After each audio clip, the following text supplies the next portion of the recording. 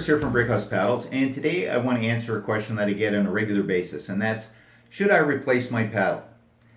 You know what, as a manufacturer, it's always tempting to promote the idea that you need a new paddle every 3 months and it is going to have a revolutionary effect on your performance on the courts. But you know what, let's be honest. For most of us, a good paddle, depending on how frequently you play, it's going to last you a year, two, maybe more.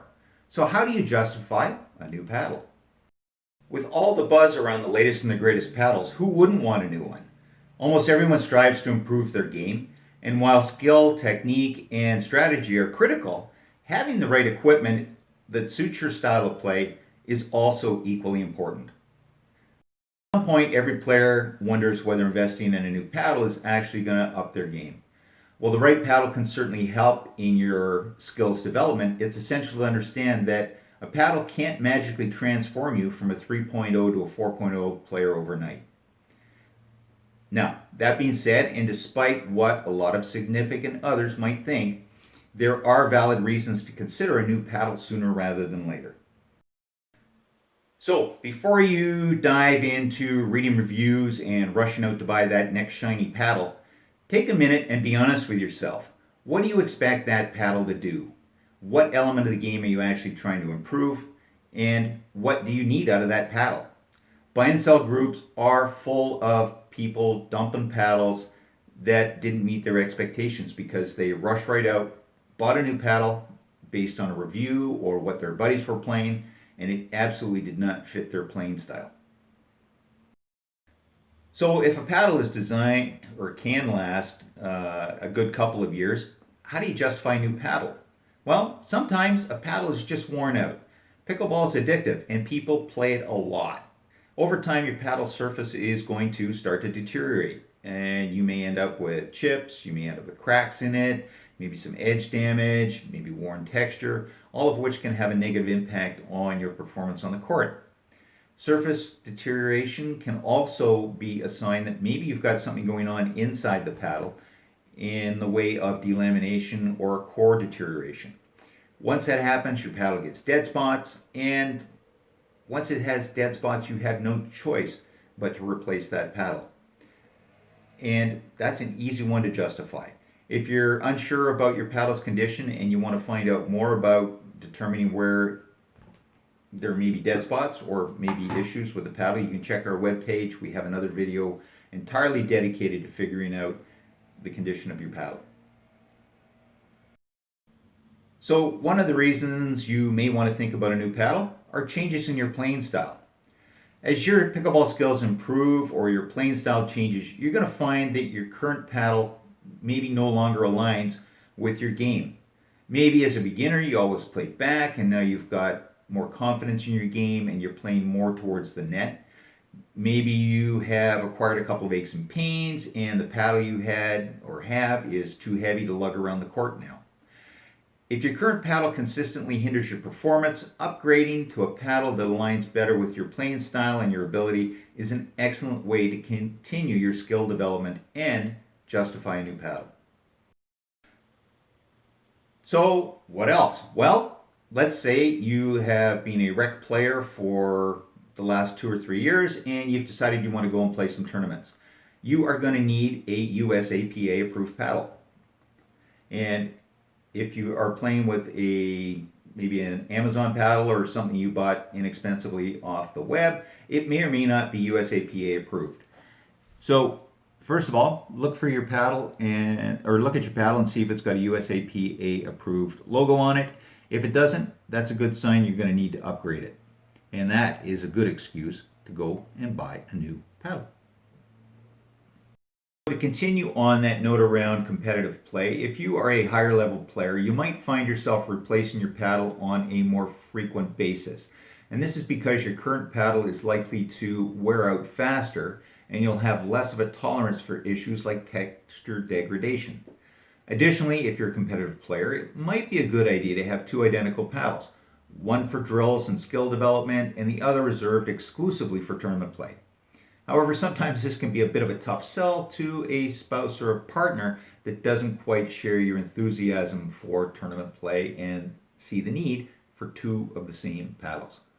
Doesn't mean it's not worth it, just means it might be a tougher sell. But it is definitely a good reason to add another paddle to your bag. Manufacturers continually introduce new paddles in models, and some of which feature innovative new materials and designs. Some of these advancements can actually result in paddles with enhanced performance characteristics like power, control, and sometimes they just look better. If it's been a couple of years since you've last looked at paddles, it may be worthwhile to explore what's currently available on the market.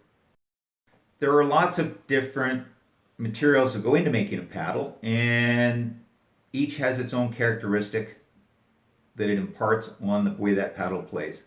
So paddle performance can vary significantly based on the raw materials and how they're combined.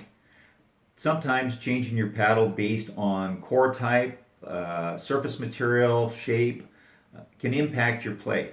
For instance, if you're seeking more control, you may want to consider a carbon fiber over a fiberglass paddle. If you are looking for more power, you may want to look at more of an elongated paddle. If you are looking for more pop and spin, a fiberglass paddle might be an option for you.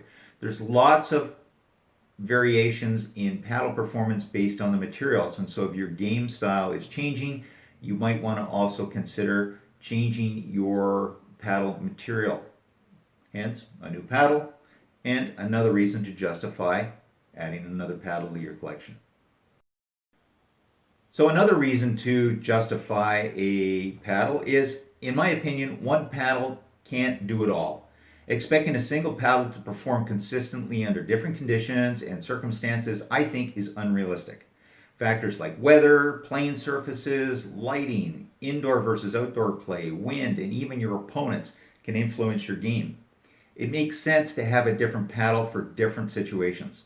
Personally, I always carry 4 or 5 paddles in my bag and switch them up depending on the situation. For instance, if it's windy and I'm hitting into the wind, I may want my Retro 87, which is a fiberglass based paddle, so it's got a little more pop and a little more power to it. If I'm playing with a bunch of slammers and I'm going to be needing to slow the game down, I might switch to my Heritage 74, which is a carbon fiber based.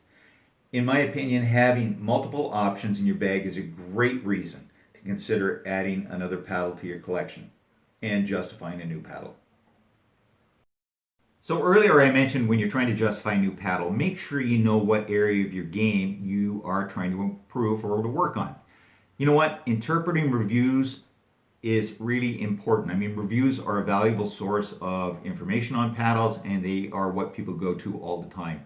But when you are reading or watching a review, it's really easy to get swept up in all the hype and believe that that shiny new paddle that they're talking about is going to have a substantial impact on your game. It could, but only if it's a right fit for what you're trying to achieve. For instance, let's say you are watching a review video, you are in your mid-50s, you play recreational doubles at a 3.0 level, and you're playing 2 or 3 times a week. You come across a review by a guy in his mid-20s, semi-pro, focuses on a power game and playing a lot of singles, but absolutely loves this latest and greatest paddle. Is that really the paddle you should be considering? It's important to assess whether there's a genuine correlation between your game and the reviewer's perspective and motivation for the review.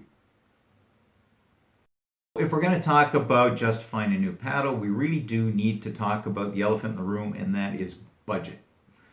I'm not going to say all paddles are the same, far from it. Not by any means are they. However, most paddles use similar technology and materials, and some just come with more elaborate wrapping and marketing. Spending big bucks on a paddle is not going to miraculously transform you into a better player overnight, and there are lots of really good mid-range paddles out there.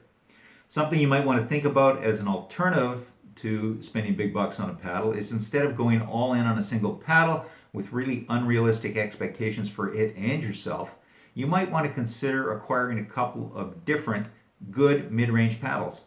This is going to provide you with more options for playing in different situations and venues and give you a lot more flexibility in your game.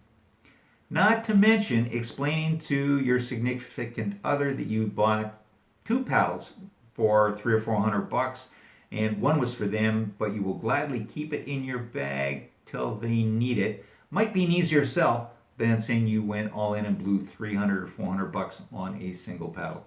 Just a thought. So some final thoughts on justifying a new paddle. Well, it's really not that difficult, at least not from my perspective. And it's important to remember what you want that paddle to do. Really to take your time and define how you want that new paddle to work on improving your game or help you improve your game. Be realistic. When you're watching reviews or you're reading the reviews, take them with a healthy dose of skepticism, taking into account the reviewer's perspective, their motivation for the video, and their playing ability and style. Does it align with who you are and your playing abilities and where you want to go as your game develops?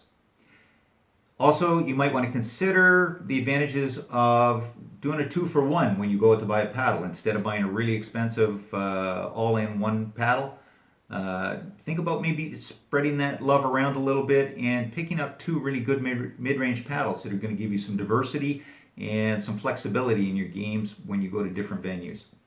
At the end of the day, buying a new paddle is fun, it's exciting, it can really invigorate your game, and it's a lot of fun. So there you go. Those are my final thoughts. I hope this little video helped. I appreciate you watching, and I hope to see you on the courts sometime soon. Hopefully, maybe, even with a brick house paddle. Thanks for watching. Take care.